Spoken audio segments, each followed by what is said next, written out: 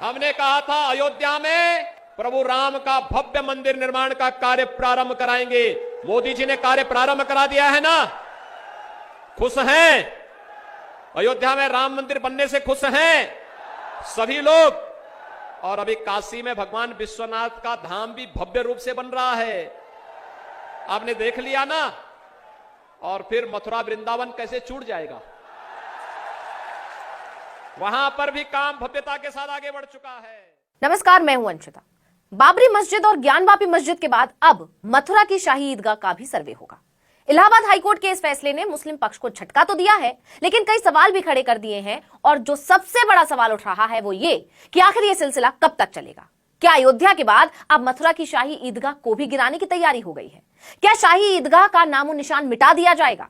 ज्ञानवापी को तो सर्वे के नाम पर तहस नहस कर दिया है और अब मथुरा की शाही ईदगाह को तहस नहस करने की तैयारी हो रही है। क्या ये सब कभी खत्म हो पाएगा या फिर ये सब सिर्फ राजनीति है? इन सवालों पर चर्चा करेंगे। उससे पहले कोर्ट ने क्या कहा है वो जानते हैं। अयोध्या में बाबरी मस्जिद और वाराणसी की ज्ञानवापी मस्जिद के एएसआई सर्वे के बाद अब मथुरा की शाही ईदगाह मस्जिद के एएसआई सर्वे को भी मंजूरी दे दी गई है। दरअसल ज्ञानवापी मस्जिद के एएसआई सर्वे के फैसले के बाद से इस मुद्दे ने तूल पकड़ लिया था। इस बात की चर्चा ने जोर पकड़ा था कि अब मथुरा की श्री कृष्ण जन्मभूमि और शाही ईदगाह मस्जिद विवाद गहरा जाएगा, और हुआ भी ठीक वैसा ही। लंबी सुनवाई के बाद इलाहाबाद हाईकोर्ट का फैसला आ गया और विवादित परिसर का सर्वेक्षण कराने की मांग इलाहाबाद हाईकोर्ट ने मंजूर कर ली। और ज्ञानवापी की तर्ज पर ही मथुरा के विवादित परिसर का भी अब सर्वे होगा। एडवोकेट कमिश्नर वीडियोग्राफी और फोटोग्राफी के जरिए सर्वेक्षण कर सकेंगे। एडवोकेट कमिश्नर कौन होगा और कब से सर्वेक्षण शुरू होगा, इस पर हाईकोर्ट 18 दिसंबर को सुनवाई करेगा। इसके साथ ही 18 दिसंबर को ही हाईकोर्ट एडवोकेट कमिश्नर द्वारा किए जाने वाले सर्वेक्षण की रूपरेखा तय करेगी। कोर्ट 18 दिसंबर को होने वाली सुनवाई में सभी पक्षों से इस बारे में राय भी मांगेगा। सभी पक्षों की राय सुनने के बाद ही अदालत इस मामले में अपना फैसला सुनाएगी। आपको बता दें कि हिंदू पक्ष के भगवान श्री कृष्ण विराजमान कटरा केशव देव की तरफ से याचिका दाखिल की गई थी। जस्टिस मयंक कुमार जैन की सिंगल बेंच ने इस मामले में फैसला सुनाया। 16 नवंबर को सुनवाई होने के बाद अदालत ने अपना फैसला सुरक्षित रख लिया था। आपको बता दें कि हिंदू पक्ष की याचिका में दावा किया गया है कि भगवान कृष्ण की जन्मस्थली उस मस्जिद के नीचे मौजूद है और ऐसे कई संकेत हैं जो ये साबित करते हैं कि वो मस्जिद एक हिंदू मंदिर। तो कोर्ट में क्या दलीलें दी गई, कोर्ट ने क्या फैसला दिया, ये हमने जान लिया। अब आते हैं अपने मुख्य सवाल पर कि क्या ये सिलसिला कभी रुकेगा?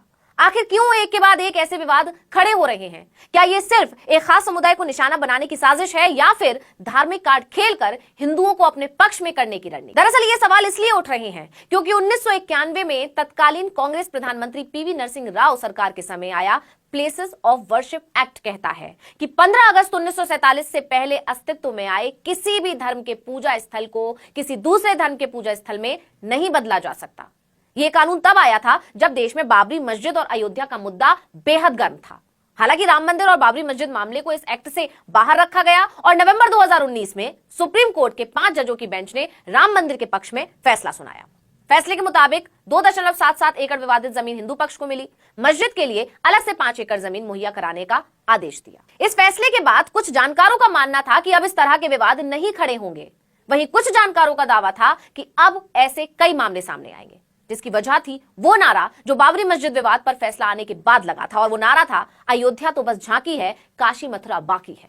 ये नारा काफी दिनों तक भाजपा कार्यकर्ताओं और समर्थकों की जुबान पर चढ़ा रहा था। आपने भी सुना होगा और हुआ भी वैसा ही। हिंदू संगठनों ने पहले ज्ञानवापी मस्जिद को निशाना बनाया, इसके बाद उनके निशाने पर आ गया मथुरा का श्री कृष्ण शाही ईदगाह मस्जिद। हमने कहा था अयोध्या में प्रभु राम का भव्य मंदिर निर्माण का कार्य प्रारंभ कराएंगे। मोदी जी ने कार्य प्रारंभ करा दिया है ना। खुश हैं? अयोध्या में राम मंदिर बनने से खुश हैं सभी लोग। और अभी काशी में भगवान विश्वनाथ का धाम भी भव्य रूप से बन रहा है, आपने देख लिया ना। और फिर मथुरा वृंदावन कैसे छूट जाएगा, वहां पर भी काम भव्यता के साथ आगे बढ़ चुका है। इसलिए सवाल उठने लगे हैं कि क्या यह सिलसिला कभी रुक पाएगा। वहीं कुछ लोगों का दावा है कि 2024 चुनाव नजदीक आते आते अभी ऐसे तमाम विवाद खड़े होंगे जिससे हिंदू मुस्लिम हो सके, नफरत का माहौल पैदा हो सके। इसका फायदा लोकसभा चुनावों में मिल सके। जैसे जैसे चुनाव का समय पास आएगा मुद्दे तूल पकड़ेंगे। मंदिर मस्जिद की लड़ाई तो भारत में सैकड़ों साल से चली आ रही है। बाबरी मस्जिद अयोध्या मंदिर विवाद ही 1528 से लेकर 2020 तक यानी 492 साल तक चला। यह केस देश के सबसे लंबे चलने वाले केस में से एक रहा। लेकिन देश में सांप्रदायिक राजनीति की शुरुआत की अगर बात की जाए तो वो अटल बिहारी वाजपेयी और लाल कृष्ण आडवाणी जैसे तमाम नेताओं के नेतृत्व में हुई थी, जब उन्होंने रथ यात्रा निकाली थी। उसी के बाद देश में बीजेपी की स्थिति मजबूत हुई और पहली बार देश में बीजेपी की सरकार बनी।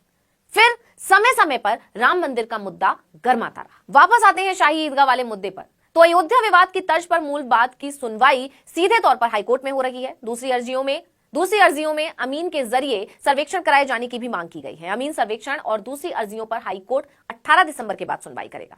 श्री कृष्ण जन्मभूमि और शाही ईदगाह मस्जिद के बीच जमीन विवाद को लेकर हिंदू पक्ष की तरफ से मथुरा की अदालत में कई याचिकाएं दाखिल की गई थी। वहीं दूसरी तरफ इस फैसले के आने के बाद AIMIM सांसद असदुद्दीन ओवैसी का भी बयान आ गया। उन्होंने ट्वीट कर सवाल उठाते हुए कहा कि कानून का मजाक बना दिया है। हैदराबाद से सांसद असदुद्दीन ओवैसी ने कहा कि इलाहाबाद हाईकोर्ट ने शाही ईदगाह मस्जिद का सर्वे कराने की इजाजत दे दी। बाबरी मस्जिद केस के फैसले के बाद मैंने कहा था कि संघ परिवार की शरारत बढ़ेगी। उन्होंने आगे कहा कि मथुरा विवाद दशकों पहले मस्जिद कमेटी और मंदिर ट्रस्ट ने आपसी सहमति से सुलझा लिया था। काशी, मथुरा या लखनऊ की वाली मस्जिद हो, कोई भी इस समझौते को पढ़ सकता है। प्लेसेस ऑफ वर्शिप एक्ट अभी भी है, लेकिन इस ग्रुप ने कानून और न्यायिक प्रक्रिया का मजाक बना दिया है। सुप्रीम कोर्ट को मामले में 9 जनवरी को सुनवाई करनी थी, तो ऐसी क्या जल्दी थी कि सर्वे कराने का फैसला देना। यानी ओवैसी का कहना है कि ये सिर्फ मुसलमानों के खिलाफ साजिश हो रही है। सभी दल इस तरह के मुद्दों को गरमाकर अपनी राजनीतिक रोटियां सेक रहे हैं। ओवैसी ने आगे कहा कि जब एक पक्ष मुस्लिमों को लगातार निशाना बनाने में रुचि रखता है तो कृपया हमें गिव एंड टेक यानी देना लेना का उपदेश ना दे। कानून मायने नहीं रखता, मुसलमानों के सम्मान को ठेस पहुंचाना ही मकसद है। खैर, इसमें राजनीति हो रही है या नहीं, इसको लेकर कुछ नहीं कहा जा सकता, लेकिन एक बात साफ है कि राम मंदिर बनने के बाद माना जा रहा था कि अब मंदिर मस्जिद की लड़ाई पर ब्रेक लग जाएगा और दूसरे मुद्दों पर फोकस होगा। लेकिन जैसे जैसे 2024 नजदीक आने लगा है और एक बार फिर मंदिर मस्जिद के मुद्दे गरमाने लगे हैं, उसने सवाल उठा दिया है कि आखिर ये सब कब और कैसे रुकेगा और रुकेगा भी या नहीं। तो इस वीडियो में इतना ही। आपसे अनुरोध है, यूट्यूब पर हमारे चैनल आर्टिकल 19 इंडिया को सब्सक्राइब कीजिए, फेसबुक पर लाइक कीजिए, कमेंट करके बताइए आपको हमारा ये वीडियो कैसा लगा। आने वाले दिनों में हम और किन मुद्दों पर वीडियो बनाएं ये भी जरूर बताइएगा। ट्विटर हैंडल है article19_India, इसे भी फॉलो कर लीजिए। नमस्कार।